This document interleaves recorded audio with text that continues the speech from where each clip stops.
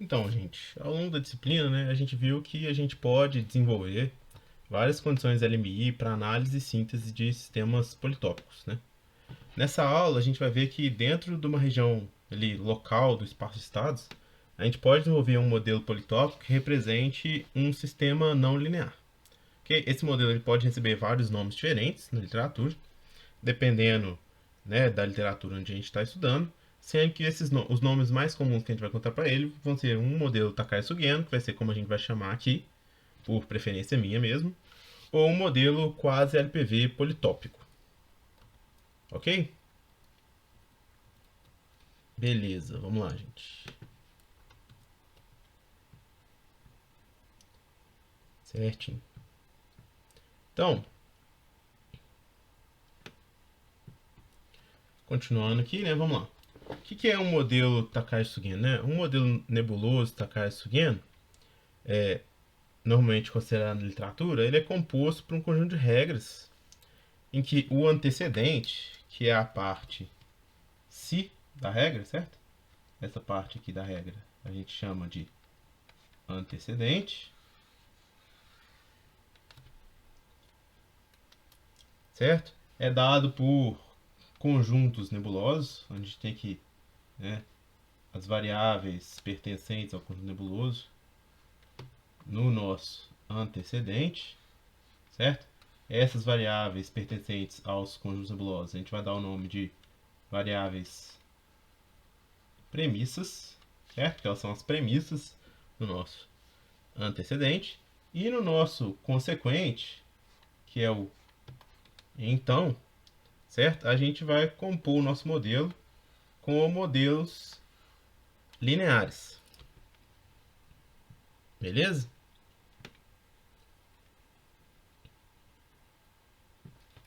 Ok. Então, se a gente, né, supõe um modelo, né, Takashi-Sugeno ou um modelo TS dessa forma, a gente tem um modelo nebuloso. Para a gente poder usar um modelo mesmo, né, a gente precisa de fazer a inferência do modelo. A gente precisa transformar esse modelo nebuloso para uma representação matemática ali que, né, interpreta esse modelo matematicamente. Beleza? Então, os passos utilizados, né, para fazer essa inferência, para transformar, né, esse modelo em lógica nebulosa para uma representação matemática, vão ser os passos que a gente chama de inferência do modelo. Ok? Para um modelo Takashi-Sugeno, nessa forma aqui que a gente está vendo nessa aula, normalmente ele vai seguir esses passos, né? Para cada conjunto nebuloso, né, que a gente tem lá, que pode compor o antecedente, a gente tem um grau de pertinência, certo? Para as possíveis premissas ali no universo de discurso, que é os valores diferentes que a variável premissa pode admitir, certo? Então, qual é a diferença aqui grande no conjunto nebuloso para um conjunto clássico? Né? No conjunto nebuloso, um elemento ele não pertence só ou não pertence a um conjunto, certo? Ele tem um grau de pertinência que está representado aqui por essa função de pertinência, onde 0 é não pertence nada ao conjunto e 1 é pertence o máximo ali ao conjunto. Ok? Certo. Então a gente tem esses graus de pertinência, né, essas funções de pertinência para cada conjunto que está lá compondo o antecedente. Então, para esses conjuntos, né, a gente pode ver, a gente vai considerar todos esses conjuntos que estão na variável zj, ou seja, primeiro todos os conjuntos que estão para Z1, depois todos os conjuntos que estão para Z2, depois todos os conjuntos que estão até chegar lá em ZP, certo? A gente vai fazer uma normalização, que é essa aqui, em que a gente vai pegar a função que a gente já tem, que é uma função de 0 a 1, e vai dividir pela soma de todas as funções que estão, certo? Naquela mesma variável. De modo que na hora que a gente faz essa normalização, a gente chega numa variável w, né? W de j, no índice ij lá, de zj, que vai ser, continua sendo maior ou igual a zero, e a gente tem que o somatório dessas variáveis, de kn de 1 até rj, de wj de k, de zj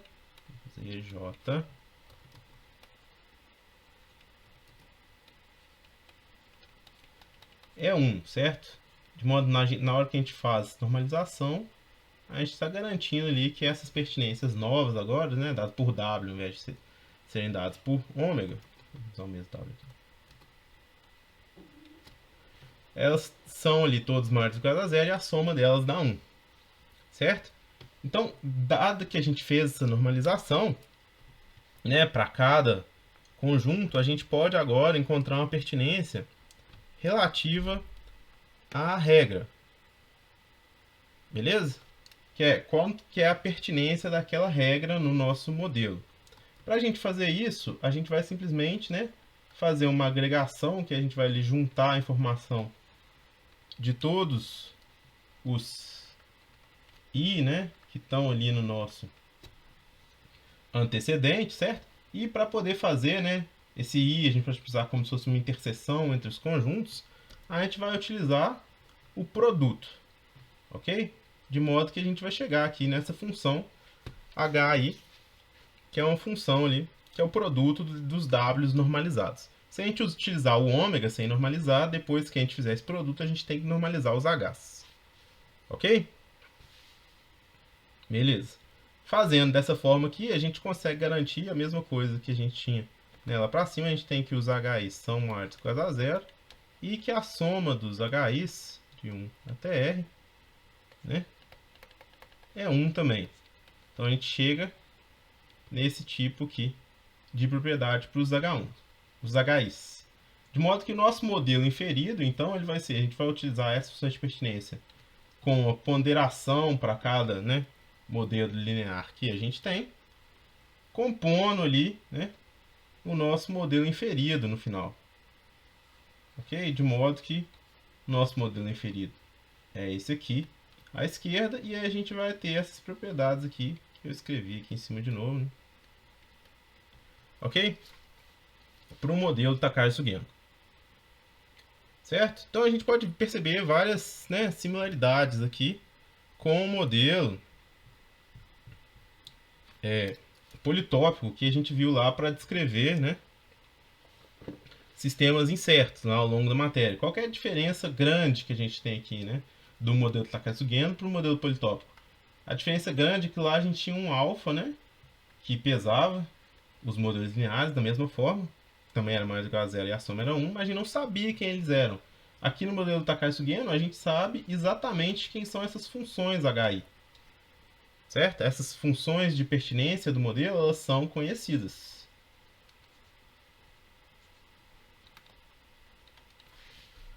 Ok? Então essa é a diferença principal que a gente vai ter ali, né? Desse modelo Takagi-Sugeno por um modelo de incerteza politópico que a gente tinha ali.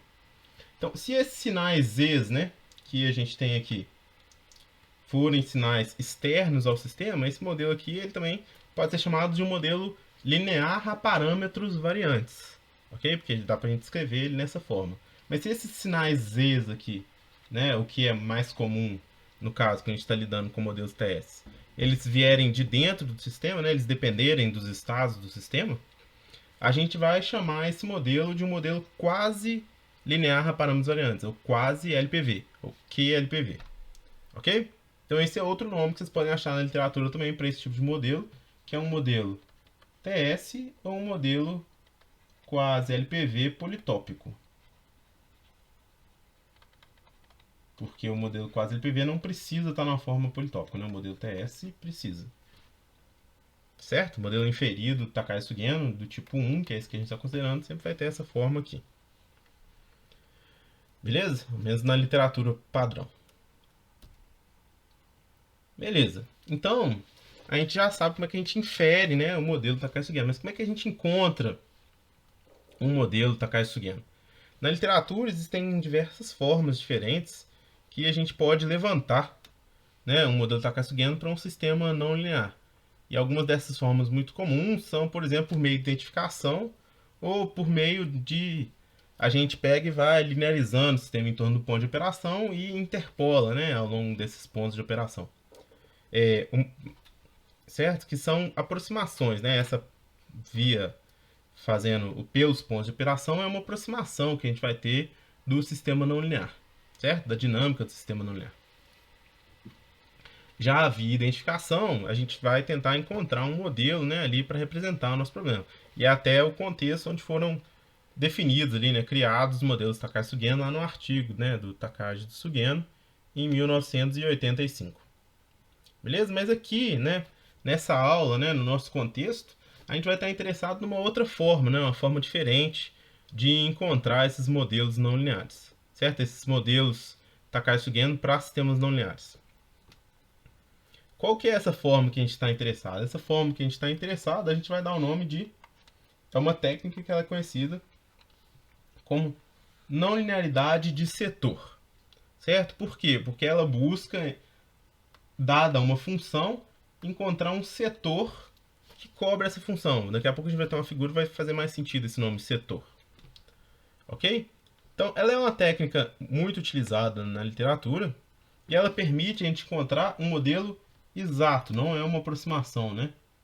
O modelo que a gente encontra via não linearidade de setor é um modelo exato, ele é uma representação diferente apenas do modelo não linear que a gente tem, certo? De uma função não linear qualquer. Beleza? E aí a gente vai ver que uma classe grande de sistemas não lineares, né? A gente consegue utilizar essa não linearidade de setor e encontrar um modelo Takashi-Sugeno exato dentro, né, de um domínio de interesse. Esse modelo não vai ser global, quase nunca. Certo? A menos que você consiga encontrar um setor global. Em alguns casos existem, mas são bem poucos casos. Na maior parte dos casos a gente vai ter um modelo local, certo? Sendo exato localmente apenas. Então, quais são as características, né, principais que a gente precisa ter para a gente poder fazer essa não linearidade de setor? Vamos ver aqui um caso primeiro, fazendo uma função escalar qualquer, certo? E depois a gente vai generalizar e ver como é que a gente pode utilizar isso para uma função vetorial, certo? Que é o caso em que a gente tem lá para os sistemas dinâmicos, certo? Que a gente vai ter funções vetoriais. Beleza? O que a gente precisa, né, aqui no caso, para a gente poder fazer isso aqui, que é o que a gente quer. A gente quer encontrar um setor para poder fazer a técnica de não linearidade de setor. A gente precisa, né, que a nossa função seja 0 em 0, então f de 0 tem que ser 0, e a função tem que ser limitada dentro de uma região de interesse, certo?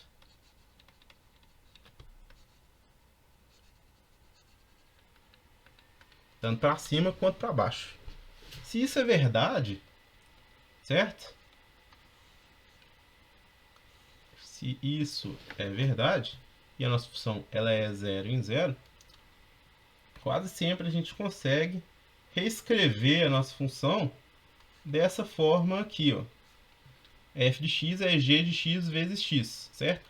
Onde g de x é uma função limitada.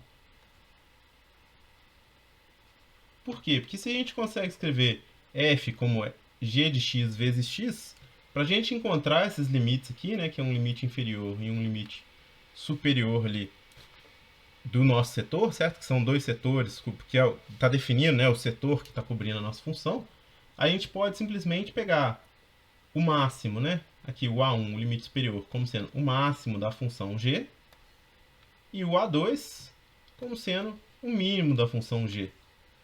De modo que se a gente tem, né, um máximo e um mínimo para essa função g, certo? É como se a gente tivesse aqui, né, um máximo e um mínimo, certo? Se a gente considerar que qualquer valor aqui, então, no espaço-imagem da função g vai estar contido nesse segmento de reta, a gente sabe lá, né, de geometria analítica, que entre quaisquer dois pontos, né, num segmento de reta, a gente pode escrever, né, se a gente tem aqui A1 e A2, a gente pode escrever qualquer ponto lá dentro desses dois pontos como uma combinação convexa desses dois pontos, né? Um ponto ali, dentro qualquer, vai ser, né, um ponto qualquer aqui dentro, vou chamar aqui um ponto B, sempre vai poder ser escrito como, né, alfa vezes A1 mais 1 menos alfa vezes A2. Ou a gente vai chamar isso aqui de alfa 1, isso aqui de alfa 2, e a gente tem Alfa-i maior ou igual a 0. Alfa 1 mais alfa 2 igual a 1. Certo? Aqui sempre vai ser verdade para qualquer ponto no segmento de reta. Como isso é verdade, a gente pode reescrever aqui assim, né? Dessa forma. Utilizando, né, então, esse conhecimento que a gente tem, que a soma tem que dar 1, certo? E que eles são sempre maiores ou iguais a 0, a gente consegue chegar nessas funções aqui, que são essas funções de peso, né, que estão representando os alfas ali, que a gente chamou de W, porque é o mesmo W da pertinência normalizada que a gente encontrou lá no nosso modelo Takayuki-Geno, quando a gente estava fazendo a inferência, certo? Essas funções aqui já são normalizadas.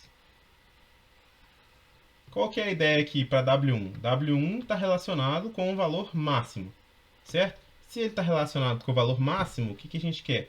W1 tem que ser 0, né? Quando g de x for igual a A2 e 1 quando g de x for igual a A1.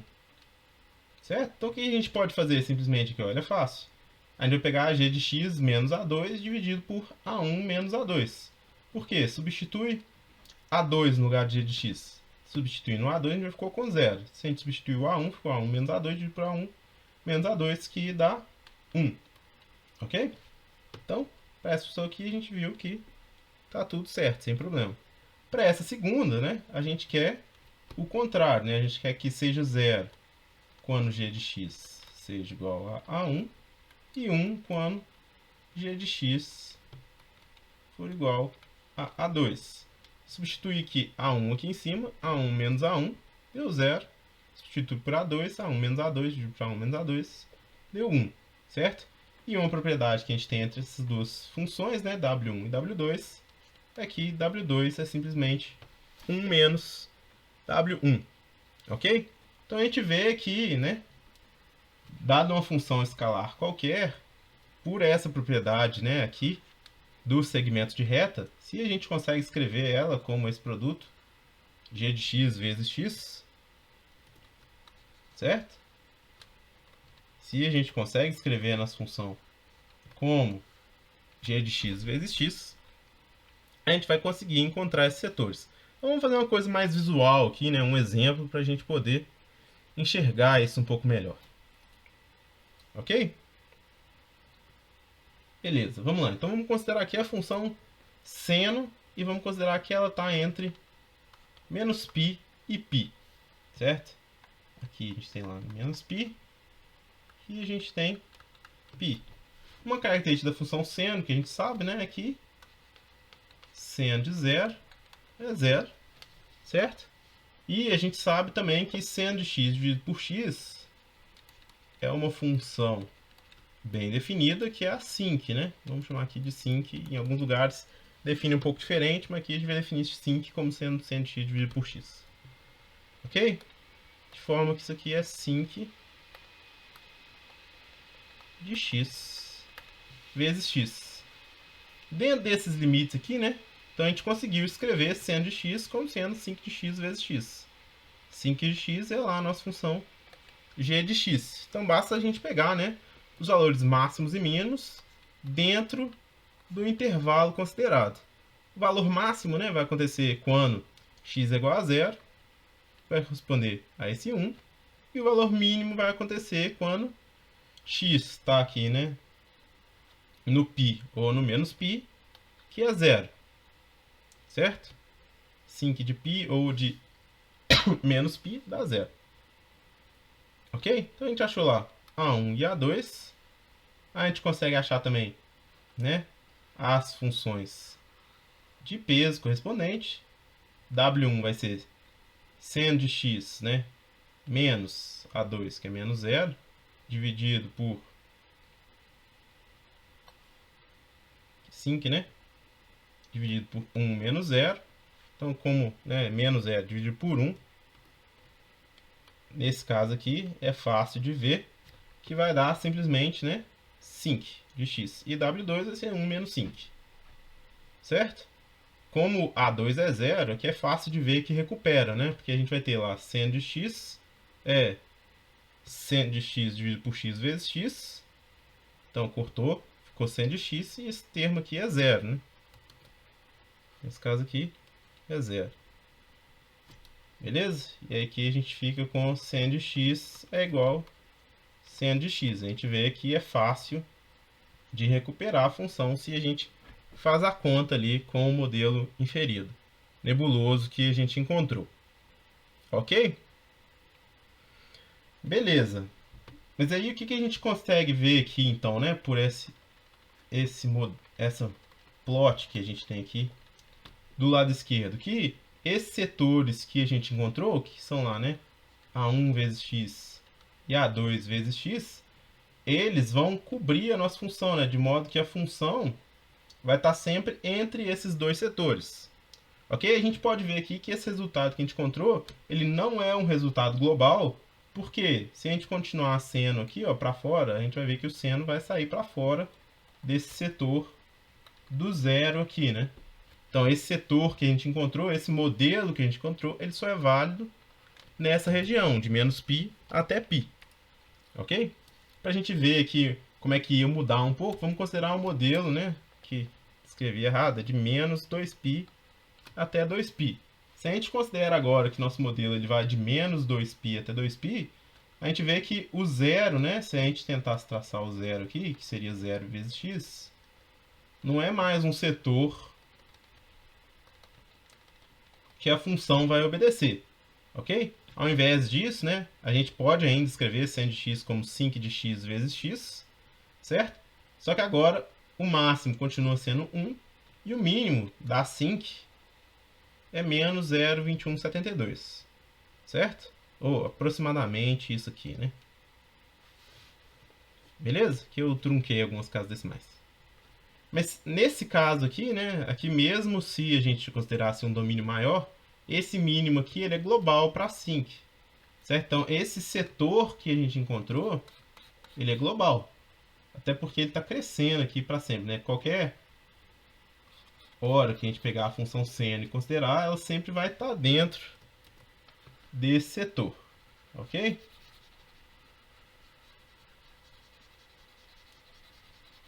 Então, esse é um resultado aqui que a gente chegou e a gente vê que agora já é um pouco mais difícil de voltar, né? Porque o segundo ponto lá não é zero, mas aqui é fácil de ver também, né? A gente vai ficar aqui, ó, 5 mais 0,2172 dividido por 1 mais 1,2172 e a outra é 1 menos isso aqui, né?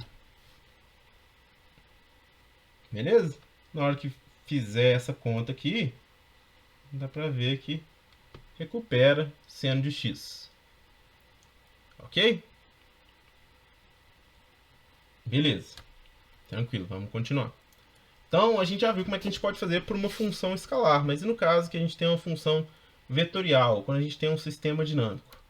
Quando a gente tem um sistema dinâmico, né, o passo que a gente vai ter aqui vai ser fazer uma coisa parecida, mas para uma função vetorial, né? No caso escalar, na hora que a gente fazia, né, esse produto e reescrevia como uma função vezes, né, a variável escalar, ficava uma função escalar. Aqui no caso vetorial, quando a gente for fazer, a gente vai ter, né, uma função matricial vezes o nosso vetor, certo? De modo que na hora que a gente faz essa representação, a gente chega no modelo que é um modelo quase LPV clássico, certo? Que é um modelo, a gente vai reescrever, né, o nosso espaço de estados não linear. Nota que ele tem que ser afim nas entradas de controle, tanto, né, na equação linear, na equação dos estados, quanto na equação de saída. A gente precisa, né, do modelo com essa cara para a gente conseguir reescrever ele com essa cara aqui que a gente chama de quase LPV, porque a gente vai reescrever ele como um modelo que parece um modelo em espaço de estados linear, que a gente está acostumado, só que vai aparecer, né, os estados dentro das matrizes A, B, C e D, ok? Então aqui a gente tem que fazer uma escolha na hora que a gente vai fazer esse modelo quase LPV. Essa escolha de passar dessa representação para cá não é única, certo? E muitas vezes ela afeta os resultados que a gente pode obter, especialmente quando a gente vai tentar fazer LMIs. Dependendo do modelo quase LPV que a gente escolhe, o resultado que a gente vai obter é diferente depois, certo? não necessariamente ele vai ser igual a outro que a gente escolheu, encontrou com outra escolha de modelo quase LPV. Pode ser que a gente encontre um resultado melhor, pode ser que na hora que a gente está fazendo análise de estabilidade para um modelo, a gente consegue provar que é estável, para o outro a gente não consegue, certo? Então tem que ter muito cuidado nessa escolha de qual representação quase LPV a gente escolhe para depois fazer o modelo Takagi-Sugeno. Em seguida, depois que a gente fez essa escolha, né, a gente normalmente vai pegar as não linearidades que tem lá dentro das matrizes e vai montar o vetor de variáveis premissas, né, que é o que a gente vai escolher ali, colocar nas regras do nosso modelo Takagi-Sugeno, certo? Então, aqui primeiro a gente tem um modelo quase PV, que a gente só transformou, né, para Z, que é as variáveis premissas, e depois a gente vai transformar para o modelo Takagi-Sugeno. Vamos fazer um exemplo aqui para a gente poder ver como que a gente pode fazer, né? Que aqui, depois que a gente passou para Z, é só pegar os mínimos e máximos e pegar todas as combinações, certo? Só que a gente tem que recuperar a função, certo? Aqui é bem parecido com o que a gente fez lá para a incerteza politópica, só que tem um passo a mais, porque aqui a gente precisa de recuperar quais são as funções de pertinência do modelo, certo? Lá não precisava preocupar. Aqui é muito importante a gente encontrar as funções de pertinência para a gente conseguir, né, voltar que essa representação é exata, então um modelo tem que ser equivalente ao outro dentro da nossa região de análise. Ok? Então vamos considerar aqui um exemplo, que é um exemplo lá do livro de controle fuzzy usando LMIs do Tanaka, capítulo 2. A gente tem esse sistema aqui, certo? Que a gente vai considerar que ele está variando, né, com os estados x1 e x2 entre -1 e 1. Ok? Então, para a gente poder fazer o nosso modelo, né, Takagi-Sugeno, tem várias formas que a gente pode fazer essa primeira, né, transformação do modelo não linear, que é esse que a gente tem aqui em cima, para um modelo quase LPV, né, que são esse aqui de baixo e esse aqui também. Aqui a gente apresentou duas possibilidades diferentes, né? Só para mostrar que o modelo vai mudar bastante, né? Pode ser que tem horas que a gente vai aparecer zero dentro da matriz, tem horas que não. Aqui tem zero e aqui é um elemento diferente de zero. Ok? Certo? Então, isso dá para ver que isso vai mudar o resultado que a gente vai obter lá na hora que a gente for fazer as LMIs depois. E muda também, né, a dificuldade do modelo, né, a grandeza ali, o número de vértices que a gente vai ter que encontrar. Beleza? Na aula aqui a gente vai focar só, a gente vai mostrar fazendo para essa primeira possibilidade. A segunda possibilidade, seguindo os mesmos passos que a gente fez para a primeira, fica de exercício para vocês. Ok? Então vamos lá, fazendo aqui a primeira possibilidade, nós vamos reescrever, né, esse sistema não linear como um sistema quase LPV. Esse primeiro termo aqui, menos x1, é um termo linear, então ele vai aparecer aqui menos x1, menos 1 vezes x1, menos x1. Esse segundo termo, opa, aqui está errado, né? Aqui era x2 ao cubo. Certo? Senão não volta, né? Até porque não tem x3, né? Não tinha como ser x3. Digitei errado, desculpa. Esse segundo termo aqui, que é esse x1, x2 ao cubo, a gente pode escrever ele, por exemplo, como sendo x1, x2 nesse elemento, né, 1, 2 da matriz, porque ele vai multiplicar por x2 e vai voltar a x1, x2 ao cubo. Ou a gente poderia ter colocado x2 ao cubo nesse primeiro elemento, certo? De modo que na hora de ficar x2 ao cubo vezes x1, ficou x1, x2 ao cubo. Certo? Ou a gente pode fazer qualquer combinação entre essas duas coisas no meio do caminho. Beleza? Da mesma forma que para a segunda equação, né? Menos x2 é um termo linear, então ficou aqui menos x2, certo? Aparecendo aqui também. Mas esses outros termos aqui, né? Esse outro termo aqui todo é não linear, então a gente tem 3x1 ao cubo, que a gente pode escrever como sendo 3x1 ao quadrado nesse primeiro termo, que vai multiplicar, vai ficar x1 ao cubo, né? E ele está aqui também. Na verdade tem que ser esse termo, né? Porque só tem x1 ao cubo, tem que aparecer aqui. E o segundo termo, x2, x1 ao cubo, pode aparecer no primeiro termo, né, como x2, x1 ao quadrado, tá aqui, ou ele pode aparecer no segundo termo, que a gente vai colocar esse x1 ao cubo vezes x2. Beleza? A diferença dessa primeira escolha que a gente fez, né, essa primeira possibilidade, é que a gente tem dois termos que tem x que estão dentro da matriz A ali, né, da nossa análise. Enquanto na possibilidade 2 a gente tinha três termos, certo? Então, gente, para cada termo, né, para cada não linearidade que a gente tinha lá dentro, a gente vai escolher, né, como uma função premissa, certo? Aqui no caso a gente vai falar que z1 é x1, x2 ao quadrado, e que z2 é 3 mais x2, x1 ao quadrado. Mesma coisa aqui para a segunda possibilidade, que a gente tem lá z1, né, vai ser menos 1 mais x2 ao cubo, z2, 3x1 ao quadrado, z3, menos 1 mais x1 ao cubo, certo? Aqui também, né, tem que ter cuidado na hora que a gente escolhe esses termos, em que se tiver algum termo que parece repetido, não repetir, criar uma outra pertinência repetida aqui, porque você vai estar sendo conservador, certo? Se tiver algum termo repetido, tenta sempre usar ele aparecendo repetido em algum outro lugar no seu modelo, certo? Se tiver uma soma, se tiver um produto, não tem problema, certo? Se tiver divisão, aí não, só soma e produto. Se tiver ele somando ou ele fazendo produto com outro termo, não tem problema, você pode decompor ele e repetir em outro lugar. Se tiver divisão, aí é outra coisa, certo? Divisão não pode. Então, divisão você tem que considerar que o termo da divisão é um termo não linear novo, diferente. Beleza? É uma premissa nova que você está considerando e aí você pega o produto dela com as outras coisas que você quer. Beleza? Certo. Então vamos continuar aqui analisando a primeira possibilidade, né? Que a gente considerou que o nosso modelo agora vai estar escrito dessa forma. Se a gente, né, já que a gente sabe, né, que o x1 está entre menos 1 e 1, x2 está entre menos 1 e 1, a gente vai pegar agora, né, os valores máximos e mínimos de z1 e z2. Para o z1, né, como ele é x1, x2 ao quadrado, o máximo dele é 1 e o mínimo é menos 1.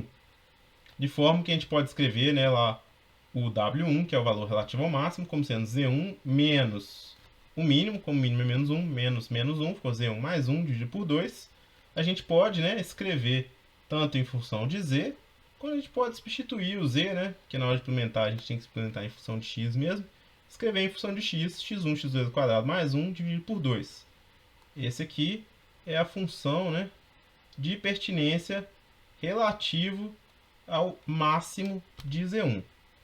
A relativa ao mínimo, a gente pode fazer a conta sem precisar montar, mas ela é sempre 1 menos a outra que a gente já achou. Então não precisa escrever que ela é 1 menos a outra que a gente já achou. Para o Z2, né, o valor máximo, né, se a gente considerar aqui, 3 mais 1 dá 4. Põe 1 aqui, então o valor máximo vai ser 4. O valor mínimo vai ser 0, porque esse cara aqui está ao quadrado. Certo? E esse cara aqui, no mínimo, pode ser menos 1 e aqui ficar 2. Então, 0 é menor do que 2, então o mínimo é 0. Certo? Então, de novo, considerando a mesma coisa, né? Z2 menos o mínimo, que é 0, dividido por 4 menos 0, que é 4. Beleza? Então, Z2 dividido por 4, ou substituindo Z2, a gente chega, né, nessa expressão aqui, que é a expressão para W2 de 1, né? Que é o W2 relativo ao máximo do Z2. O relativo ao mínimo é simplesmente 1 menos este mesmo termo. Beleza, gente? Tranquilo. Então, agora, o que a gente tem que fazer, né? Quando a gente fazia, né, lá um modelo de incerteza politópica, a gente simplesmente, né, pegava as combinações possíveis que tinha, né, de mínimo e máximo para esses valores, Z1 e Z2, que a gente escolheu. Quando a gente está fazendo aqui um modelo Takagi-Sugeno, a gente está interessado em encontrar essas funções, né, correspondentes que vão ter lá para cada vértice. Aqui no caso, quando a gente faz as combinações, né, para montar a nossa matriz, a gente vai escolher a função correspondente ao produto das escolhas que a gente fez, certo? Aqui no caso, por exemplo, né, A gente vai ter ali 4 regras, porque vai ter 4 combinações possíveis, certo? Mínimo, mínimo, né? Aqui, na verdade, máximo, máximo. Né? Aqui tá máximo, máximo, máximo, mínimo. Esqueci, ó. Máximo, máximo, máximo, mínimo, mínimo, máximo, mínimo, mínimo. Aqui era para ter 1, 2. Aqui era para ter 1, 2. Aqui era para ter 1, 2 também. Certo? Aqui tá lá, ó. Máximo com máximo, máximo com mínimo, mínimo com máximo, mínimo com mínimo. E as funções de pertinência, né? Associada a cada uma dessas matrizes. Então tá lá, ó. H1 vai ser a função do máximo multiplicado com a outra função do máximo, a função do máximo multiplicado com a função do mínimo, a função do mínimo multiplicado com a função do máximo, a função do mínimo multiplicado com a função do mínimo. Então a gente tem lá, né, os nossos vértices do politopo, que são as matrizes, né, A, ou as nossas regras, né, do modelo Takagi-Sugeno.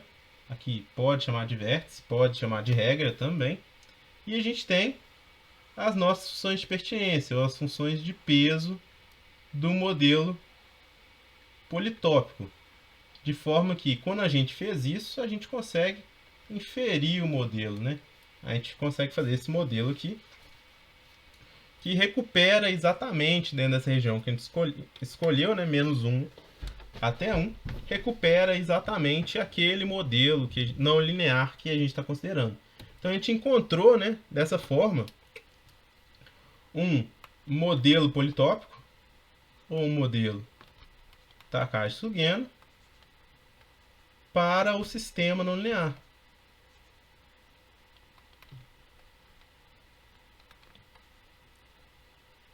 Ok?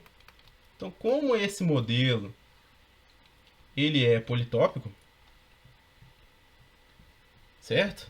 Então, o que vai acontecer, já que esse modelo ele é politópico? Como esse modelo ele é politópico, a gente pode utilizar as ferramentas que a gente viu de LMI para análise lá de incerteza politópica para esse mesmo modelo, certo? Sem muito mistério, certo? Aqui uma coisa que tem que ter cuidado é porque a gente não vai ver isso nessa aula, vai ficar para a aula da semana que vem. Na hora da gente definir a função de Lyapunov, né? Lá a gente definiu a função de Lyapunov quadrática, ou a gente definiu a função de Lyapunov que dependia, né, dos pesos. Se a gente definir a função de Lyapunov que depende dos pesos aqui, ó, que a gente vai chamar em muitos casos aqui nesse contexto de função de Lyapunov fuzzy, ou dependente de parâmetro, aqui não tem como a gente considerar que HI ponto é zero, certo? Então, ao menos na aula de hoje, a gente vai focar no caso da função de Lyapunov quadrática, certo? Por quê? Porque como tratar esse tipo de problema, que vai aparecer a derivada, né, do peso aqui, a derivada da função de pertinência, a gente vai ver na semana que vem. Beleza? Então vamos voltar aqui, já que a gente tem o nosso modelo, né, politópico, a gente pode fazer análise com ele, certo? Essa aqui foi a nossa parte da aula primeira, voltada em como é que a gente pode fazer a modelagem. A gente pode ver que a não linearidade de setor, que é essa técnica que a gente viu, ela é muito parecida com como a gente levantou um modelo politópico, né, que a gente fez até exercícios lá no começo do semestre, certo? A diferença principal está aqui quando a gente vai fazer a não linearidade de setor, né? Como a gente vai ver daqui a pouco, se a gente vai fazendo só análise de estabilidade usando a função de Lyapunov quadrática, não precisa de levantar quem que são, né, as funções de pertinência. Se a gente estiver fazendo com a função de Lyapunov fuzzy, precisa. Se a gente estiver fazendo uma lei de controle um pouco diferente, que a gente vai chamar de lei de controle PDC, que a gente vai ver daqui a pouco, também precisa. Então tem que levantar as funções de pertinência. Funções de pertinência. Ok? É importante encontrar as funções de pertinência quando a gente tem modelos dessa forma. Beleza, então vamos estudar aqui como é que a gente pode fazer primeiro a análise de estabilidade de um modelo TS, certo? Do modelo fuzzy. Então, para essa análise de estabilidade, a gente vai considerar aqui que o nosso modelo Aí tem lá a forma, x ponto é somatório de I de 1 até R, de HI de Z, certo? Eu vou escrever HI de x, porque nesse contexto a gente, né, na unidade de setor, sempre vai ser função de x, aí vezes x. Se a gente tem uma função de Lyapunov quadrática, x transposto px, né, vamos fazer uma análise mais simples aqui, depois podem, né, utilizar Finsler, utilizar alguma outra coisa que a gente viu aí ao longo da matéria para poder relaxar esse resultado. Beleza? Mas vamos fazer o mais simples aqui mesmo. Certo? Só para explicar que não tem mistério, né? Vai ser a mesma coisa que a gente já vem fazendo. Na hora que eu pegar V ponto, eu vou ter x ponto transposto px mais x transposto p x ponto. Substituindo, né, a função de pertinência como, né, o somatório de h é 1, a gente pode escrever isso aqui como sendo somatório de I de 1 até R de h e de x, x transposto AI transposto P mais P AI x, e a gente quer que isso aqui seja definido negativo, né? Como a gente viu, né, uma condição, né, suficiente nesse caso, a gente quer que isso aqui seja definido positivo, a gente vai chegar em LMIs da forma que vão ser, né? Aqui no caso seriam P tem que ser definido positivo e AI transposto P mais P AI tem que ser definido negativo para todo I, certo? Como o Luciano gosta de falar, isso aqui é a forma finita, né, das LMIs. Aqui está ainda uma forma quadrática. Beleza? Certo. E vamos fazer com Finsler aqui só para, né, gastar um pouco mais de espaço.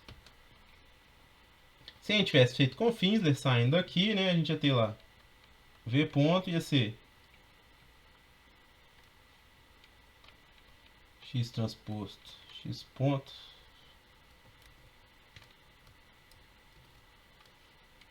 transposto 0 P simétrico P, P não,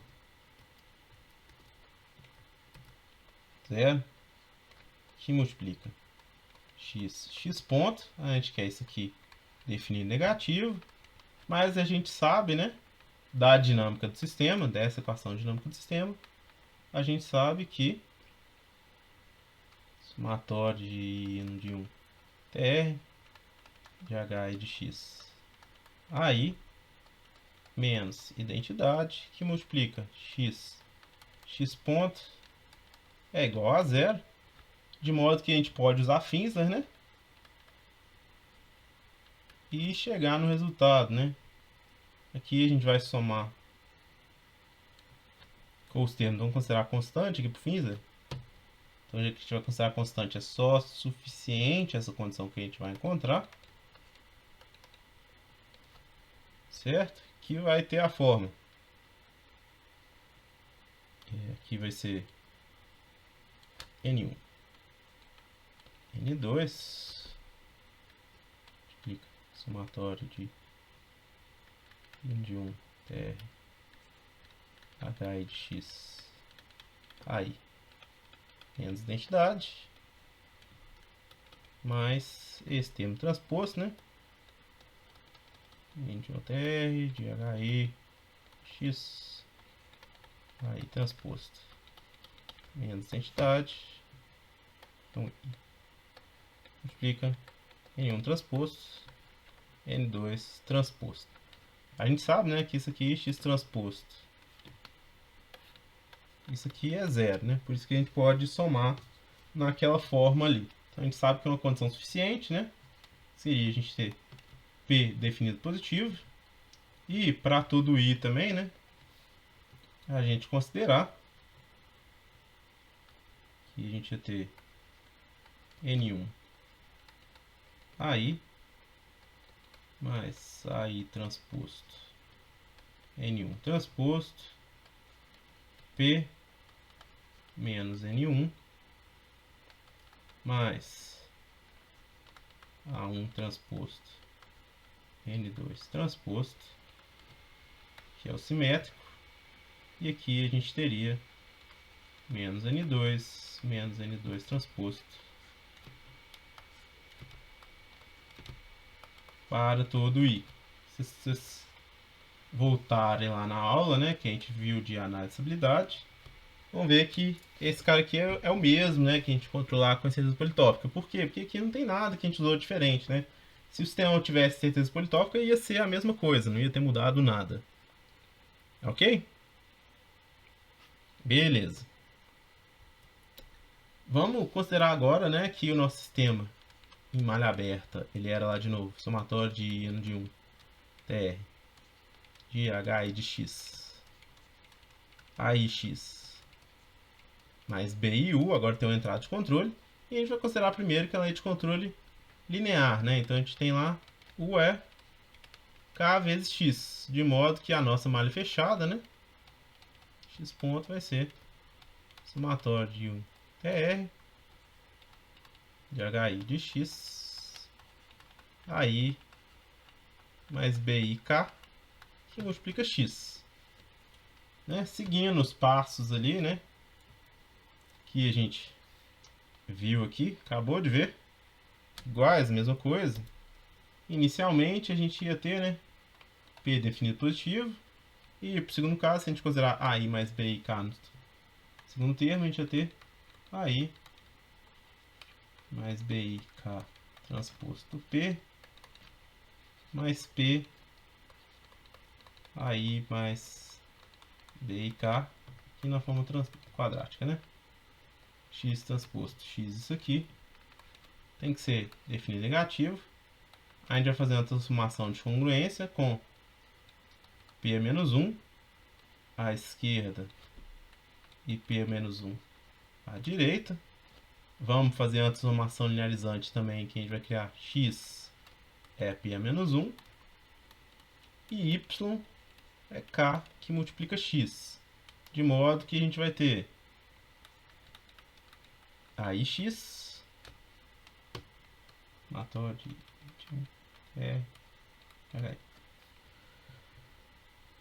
a gente vai ter, né, AIX mais X AI transposto mais BIY mais Y transposto BI transposto menor do que zero para todo I, né? E a gente também precisa de X no infinito positivo.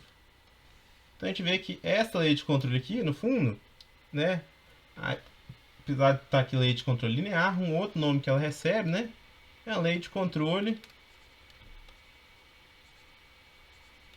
robusta. Por quê? Porque ela é a mesma lei de controle que a gente utilizaria lá no caso que a gente estava fazendo controle robusto, né, para o sistema incerto.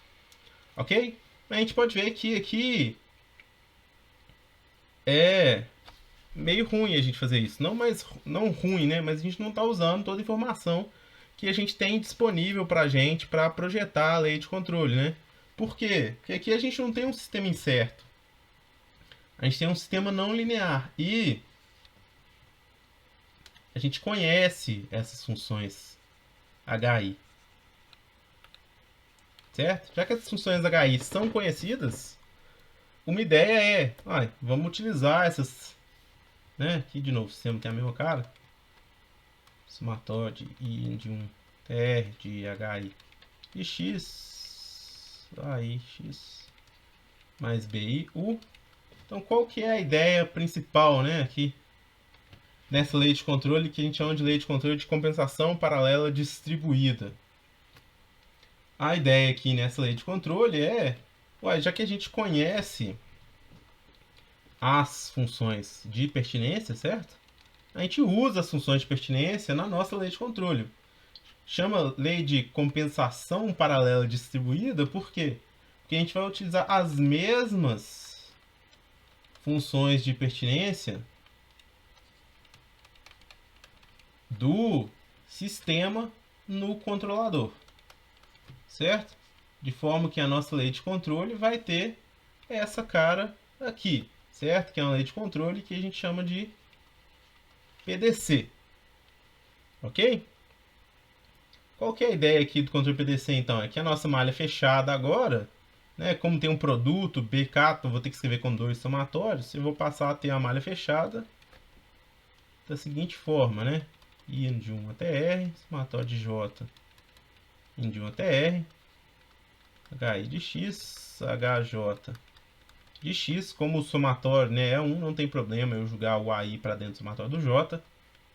Ficou AI mais BI, KJ X. Certo? Essa aqui é a nossa malha fechada quando a gente está considerando, né, uma lei de controle PDC. Qual é a diferença principal aqui, né? A diferença principal é que agora a gente passou a ter um somatório duplo e os nossos ganhos do controlador, né, estão dependendo ali também desses vértices.